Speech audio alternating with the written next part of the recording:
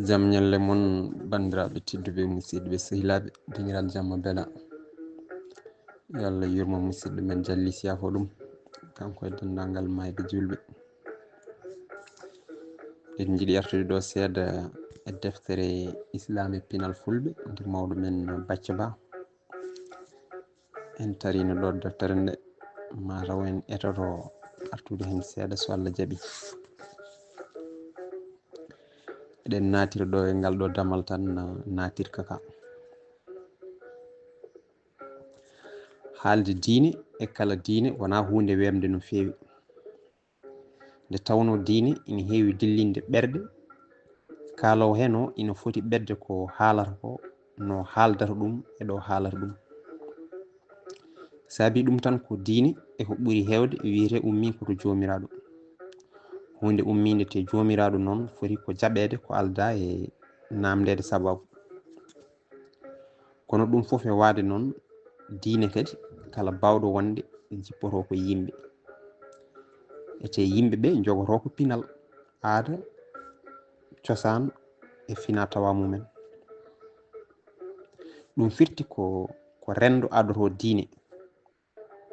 ko ɗum waɗi hen sahaji ɗen ɗon gueɗe ina keewi jillodirede eko wiya ummi koto jomiraɗo. e dow ɗum yimɓe ina mbawi ronkude serdude hakkude ko yimɓe ɓe jeeyani koye mumen eko ummi to jomiraɗo. saaha goɗɗo boom ko yimɓe ɓe e koye mumen keewi ƴeftude ko mumen mbaɗa ɗum ko jomiraɗo. ina jeeya e ko duñataɓe e wadde ɗum ɗeɗo gueɗe garoje. ko adi foof ko yidde honade, nde tawno eɓe gandi yimɓe kewani biskidde ko ummi to jomiraɗo no fewi. so tawi ɓe pawi kongu mabɓe ngu e jomiraɗo heewi ko ɓennude. gueɗel ɗimmel ngel ko fawde hoore mum e hakkude gueɗe foof. ko ɗum ɗo addanno bani Israil en wiide wonde ko kamɓe goni leñol ngol jomiraɗo suuɓi e dow leƴƴi foof. gueɗel tataɓel e battinigel ko wiide yimɓe ina poti ɗaccude ko mumen tawtaɓe e koɓe goni ngati ko ɗum tan woni ko moƴƴi, ɗum tan woni ko jomiraɗo jaɓata. kala ko wona ɗum ko bolle puyɗe.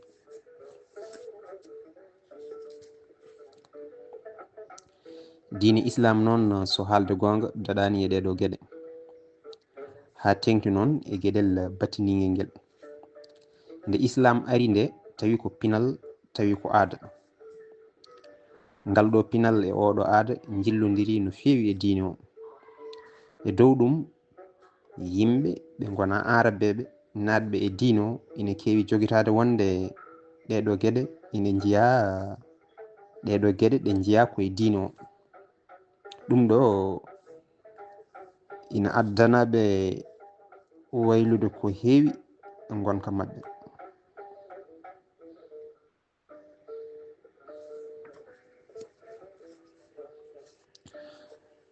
koye dow ngol ɗo baylugol natɓe ɓe keewi wasde gueɗe mumen kewɗe, ko nonne ɓe pagorto gueɗe goɗɗe kewɗe.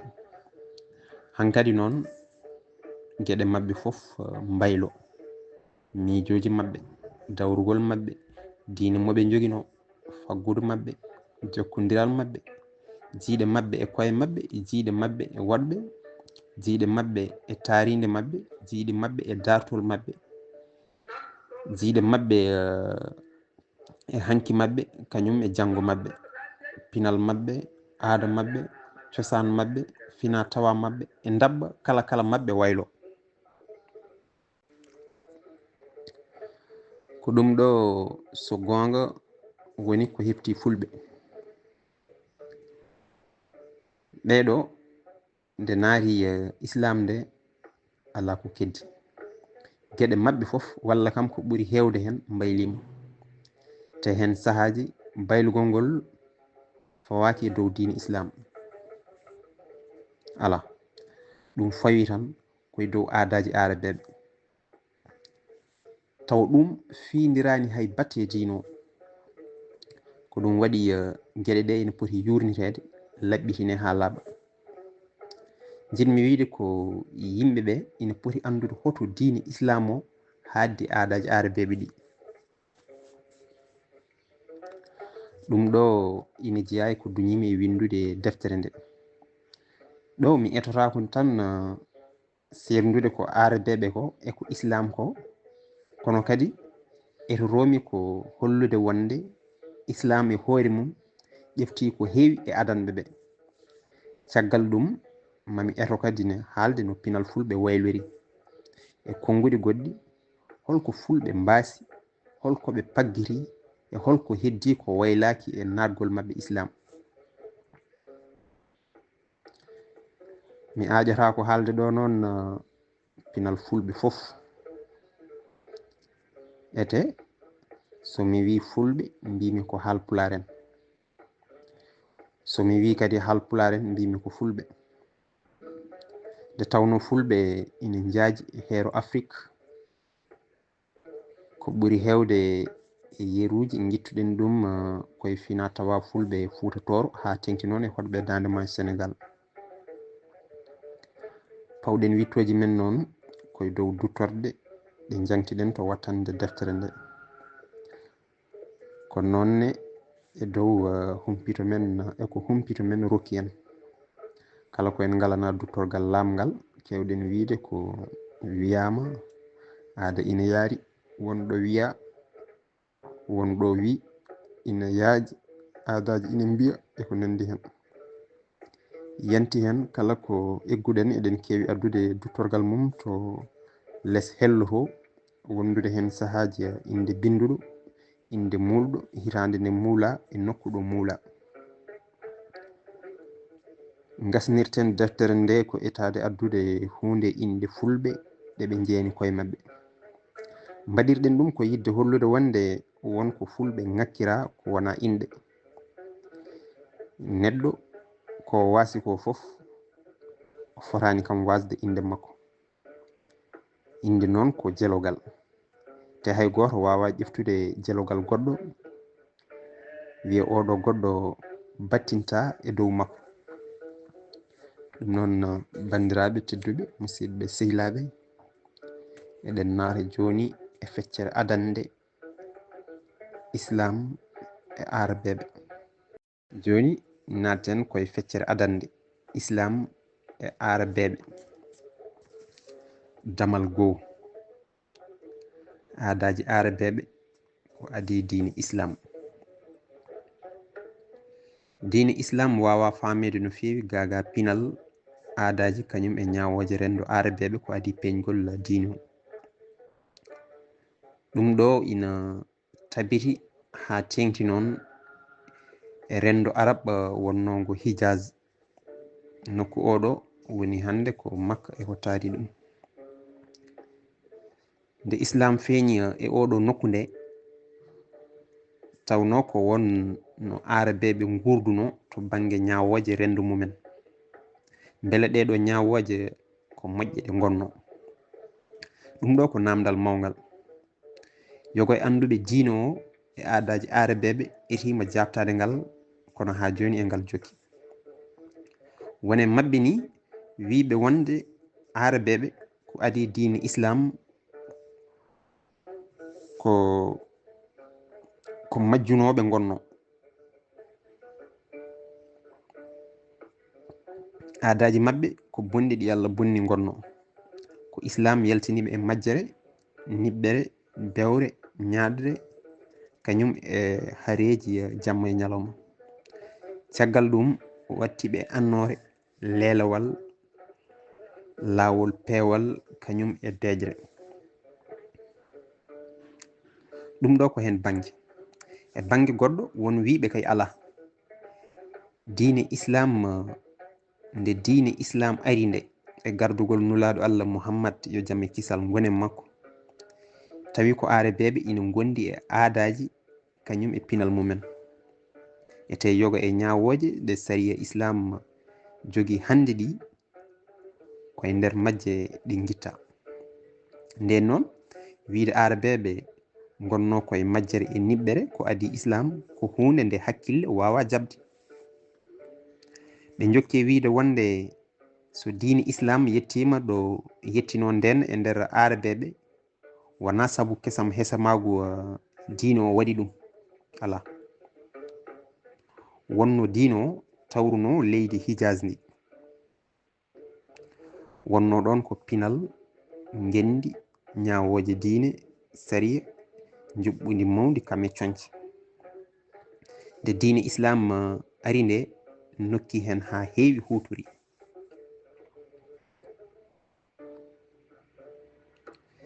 ina jeeya e ɓeɗo wittiyanke goto jeeyaɗo Misra biyeteɗo Khalil Abdul Karim e deftere makko wiitende ɗaɗi tarih wonande sariya islam, o wi wonde wiide arabeɓe ko majjunoɓe gonno ko adi islam sellani. arabeɓe kay ina joguino pinal mawgal gandal ƴoyre e gurdam moƴƴam ko adi islam. dalilu makko o itti ɗum koye Qur'ana, gati Allah haali e deftere mum teddunde nde wonde so tawi arabeɓe ina cekkiri wonde deftere mum nde ummi koto mum yoɓe gaddu hono mum hay sinno ko simore wotere. e nder simore wonde Allah ɗaɓɓiriɓe ngolɗo lawol wona tan addude simore wotere kono ko cimoje sappo hay sinno koɗe pefindaɗe. nden noon so tawi arabeɓe ko majjuɓe gonno Allah ɗaɓɓirtaɓe yoɓe gaddu ko wayno haala mum hay sinno ko simore wotere. neɗɗo dikkoto komo yerodiri walla kam ko famɗi foof mo sikki omo foti e mum doole hay sinno ko seeɗa, kono mo jawɗa walla mo ɓurɗa ala ko ɗaɓɓirta ɗum hay batte. ko ɗum waɗi so tawi Allah wi yo arabeɓe gaddu ko wayno Qur'ana tawata ko ɓen ɗon wonko ganduno wonko mbawno.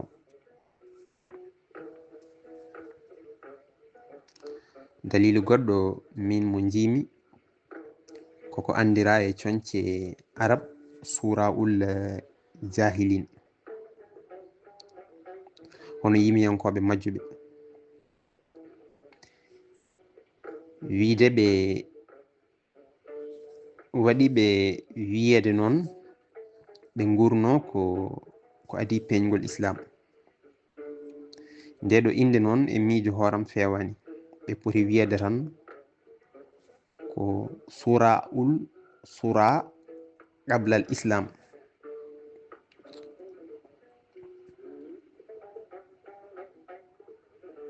yimiyankoɓe ko adi islam, gati jimɗi mabɓe ɗi e lowdi majji majjuɓe mbawa fentude ɗum.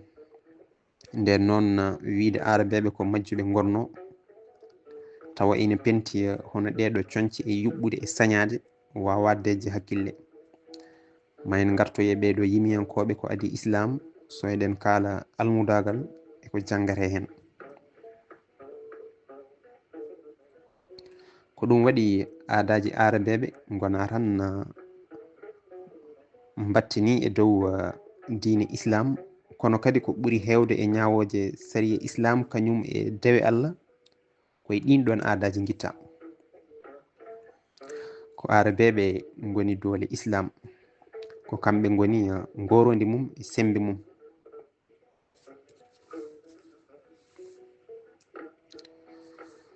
so gonga ko arabeɓe dondi diine islam o pawi ɗum e balabe mumen nawi ɗumen ha to dendagal johlinayi aduna ɗi.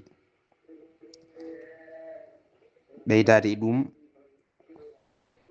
ko ɓuri hewde e ñawoje kuule juɓɓule dewe Allah ɗe julɓe hande mbaɗata ɗe guitta koye aadaji arabeɓe ha tengti e honnoɓe Makka eko taari ɗum ko adi islam. ina jeeya noon e ɗiɗo aadaji ñawoje patuɗi e dewe Allah kañum e dawrugol. so tawi koto banggue dewe Allah ko wiyete e saria ibadat hajju umra mawningol lewru korka e njuulu ko hen jeeya ma en gartu e ɗeɗo gueɗe ko noonne hormade lebbi biyeteɗi ne jeeya hen kadi ñawoje tati tiɗɗe to banggue arabeɓe yeru jina guyka e yarde sangara ko noonne kadi gueɗal gongal mawgal e mabɓe hono al jazaiya ko hen joftagu itta ko noonne iddeya yobde ƴiƴam kañum e qasama peccugol so tawi koto banggue dawrugol islam ƴefti aadaji arabeɓe ɗeɗo gueɗe garoje ashura disnodiral al hilafa lomtogol al muarrada cirindagol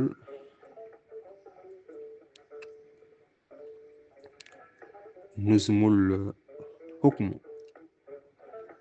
juɓɓudi laamu gueɗel gonguel tinguel e nder arabeɓe ha tengti noon e hinde ɓuraysi nde nulaɗo mo jamme kisal jeeya e mum nde ko mawningol pasiragal nde islam ari nde ittani ɗum ha laaɓi cer kala hinde e arabeɓe ina fasni ko mum ina farini ko mum kinɗe arabeɓe kodnoɗe hijaz noon ko ɓuraysi fayno dow ko ɗum waɗi boom yoga e laabi saria ina dagni wasde sellude dewgal hakkude ɓuraysiyanke e mo wona ɓuraysiyanke ha tengti noon e bani hasim ɓeɗo ina nangi wonde ɓe gona fasiraɓe kinɗe arabeɓe goɗɗe ɗe ɓeɗone kay ina nangi wonde ɓe gona fasiraɓe ɓe gona arabeɓe ina tabitini kaɗo haala gorko goto biyeteɗo Samsuddini As-Surhi goto e ardiɓe lawol Hanafiya oɗo wi wonde nulaɗo Allah wi ɓuraysiyankoɓe gona fasiraɓe arabeɓe ko nonne arabeɓe gona fasiraɓe ɓe gona arabeɓe nulaɗo ɓeydi hen e wiide wonde ɓurɗo moƴƴude ko adi islam ko on kadi ɓuuri moƴƴude e nder islam oɗo hadis ina yaaji no fewi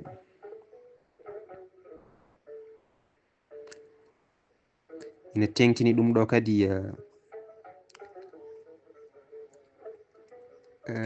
fiyaku Salmanul Farisi oɗo ƴamino ɓi Umar ibnu Haddad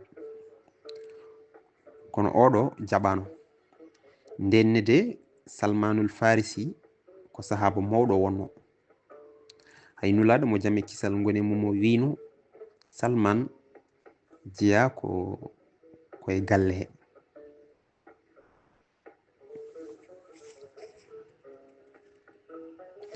ɗum fof e wade noon ɓe jaɓano rokkude mo ɓi Umar o saabu o wonano arabe ala ko haali wonde ɓuraysi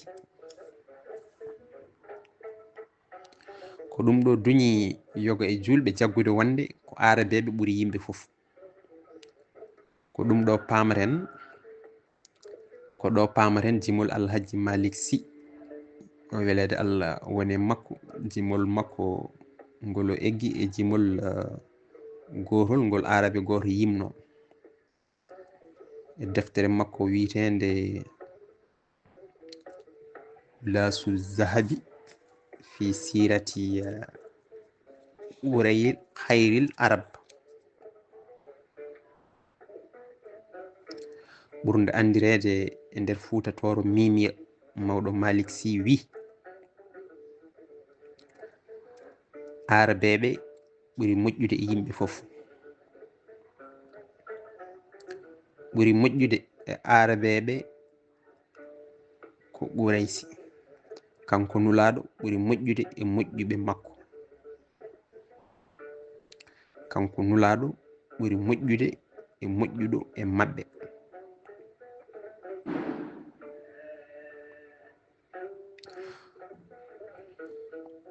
wonko ɓuri mawnude e ko islam ƴefti e aadaji arabeɓe ko wona tan pasiragal walla etade wiide ko min ɓuri walla ko an ɓuri.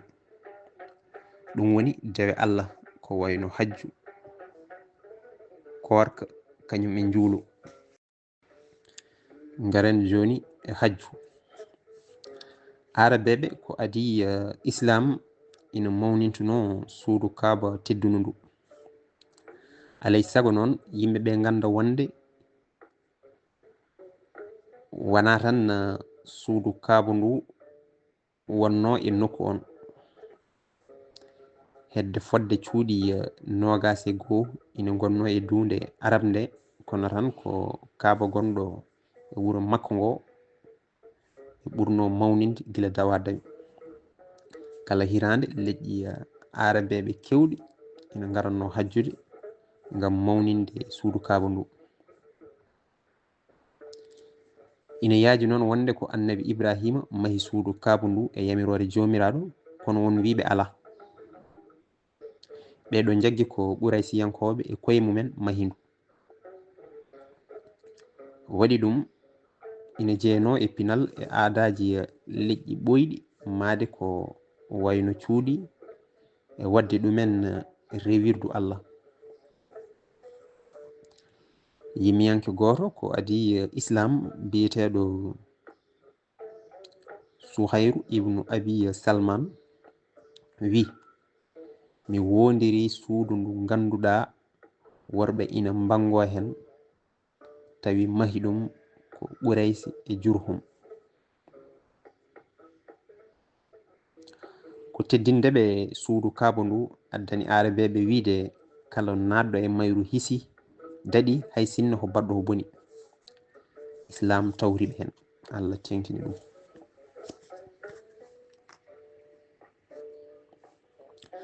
arabeɓe kaɗano tan e mawninde suudu kaaba ndu, kono kadi eɓe kajjanno hen kala hirandi, te ɗum wonanno koye woturu e lebbi kormaɗi ɗi.